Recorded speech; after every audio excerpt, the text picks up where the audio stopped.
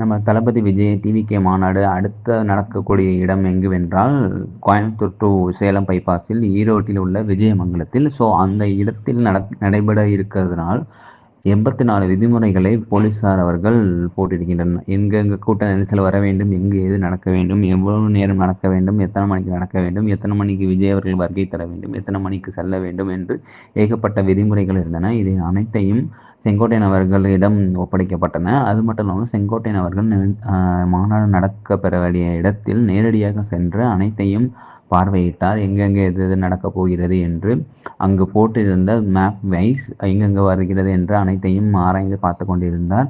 அந்த விஜயமங்கலத்தில் இருக்க வேண்டிய அந்த மாநாடு மிகவும் வெற்றிகரமாக நடைபெறும் என்று அங்கு வந்த அனைத்து பிரஸ் மீட்டர்களுக்கும் எல்லாருக்கும் அவர் உறுதியளித்துள்ளார்.